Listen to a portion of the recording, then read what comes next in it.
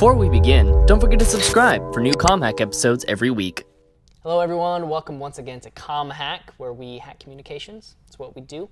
Last week we talked about a different kind of topic. We talked about a current event, and we tied in a lot of communication theories, and we had a lot of fun doing that. And this week, actually, Josh has a surprise topic for us. He hasn't really run it by me a whole lot, so this is new for me. I'm not sure what it is, but I'm excited. So why don't you lay it on us? Okay. Guy by the name of Kenneth Pike. Kenneth Pike. I promise you, very few people in our audience have probably heard of him. I haven't. He is a linguist. Do you know what a linguist is? Yeah, they study linguini. Yeah, linguini. He must be Italian. They study linguistics. Oh, okay. Yeah. And linguistics is language, right? Yeah. He really was a brilliant linguist, a brilliant communications scholar, and his biggest contribution was he talks about language as behavior. Language is behavior. And in his process of communicating about linguistics, he came up with something called emic and etic, as in... Not inemic, that's different. Not right? inemic, okay. No. Emic, E-M-I-C, and Okay. etic, E-T-I-C. Gotcha. And these are basically from the word phonetic and the word phonemic. Okay. So phonemic, most people might not know, but phonetic, a lot of us know. What does phonetic mean? Phonetic Do you know? is like when you got to spell something phonetically, you have to sound it out. Right. When you spell something phonetically, it spells the way it sounds, right? Yeah. And phonemic would be the way it actually would be, okay? So his application to emic and etic in culture, in communications, is that there is an emic element to communications and an etic element to communications, as in from the outside looking in and from the inside looking out. Okay. And this whole thing came up because when I experience this all the time, I don't speak other languages, right? I'm no good at other languages. Now, I go to Cuba all the time, and I go to Spanish-speaking areas all the time, and when I'm in those Spanish-speaking areas, I'll pick certain things up, and I can communicate at some level. But if I sit here and I try and talk Spanish, now to you, you're going to be like, oh yeah, you're talking about tacos. Or if I say, enchilada, you're like, yeah, enchilada. That's exactly what that is. I'm hungry. That's great. I can keep going. Let's not. So if I say those things to you, you know what I'm saying because we're both on the outside of that culture, the language and whatnot. So we would be from the etic perspective. So when I say enchilada, I'm saying it like a white person, right? And everybody would say, dude, you're so white. I'm outside looking in, etic. Okay. The person who's on the inside, that me on the outside is communicating to, they would be the emic in this situation. And so the emic concept says they hear the minor differences when I'm communicating in their language that I don't hear. And I can't hear because I don't speak that language.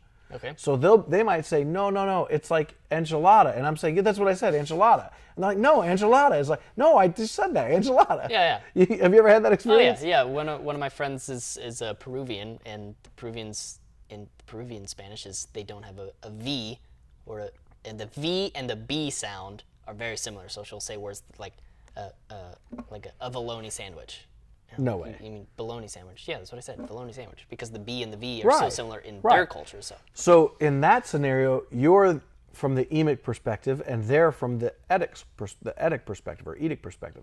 So as a result, they think that they're saying it just like you, or in my case, I think I'm saying it just like they are, but I'm not, because I can't tell the minor differences, the minor nuances between the syllables and the way that the letters are put together with other letters, right? Yeah. And so extending that same concept to culture is where Pike went next.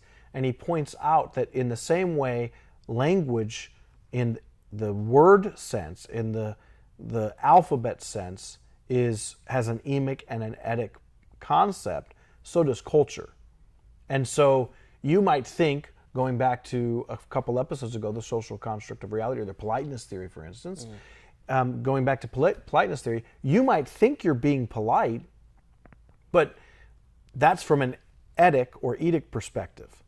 In reality, you may be being very rude. That's why you learn the cultures and customs. So if I were to go to Japan, and there might be the custom of a bow, or in some cultures you might put your hands together, and to an American, when they see their president doing a bow to another foreign dignitary in their culture, that's the maybe polite way to respond there. In our culture, it's subservient, it's inferior, and so there's some that would be upset because it's like, wait, we're not going to bow to anybody. And then on the other side, it's polite. So that goes back to the emic and etic concept. So this guy basically, he which I love. I love when somebody can do this. He took something that he understood from language and just applied it to another area of knowledge, and it worked out the same way. Yeah, and it's because from a linguistic standpoint, language is behavior in his mind, in his amazing, in his background. So it does make perfect sense. Language is reality. It goes back to the social construct of reality.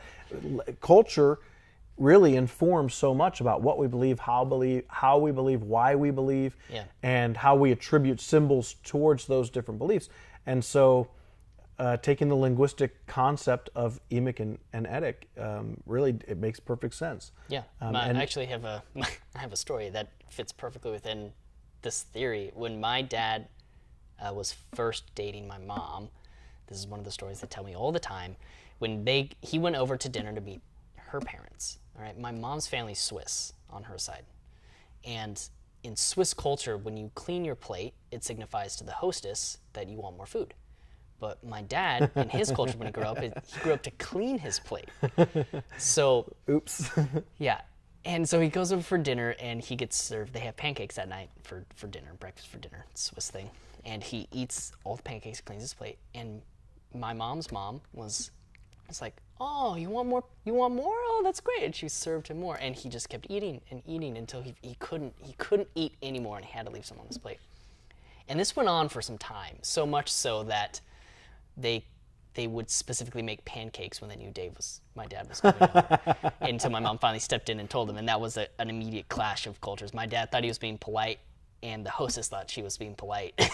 Yeah. Both of them didn't want any more pancakes. Yeah, so merging the different theories that we've talked about the last several episodes, the politeness theory says, sandwich what you're looking to communicate with the politeness, either positive politeness or negative politeness. Social construct of reality says that things are understood based on the culture that you're in, based on the social construct of what you see around you. That's how you define reality.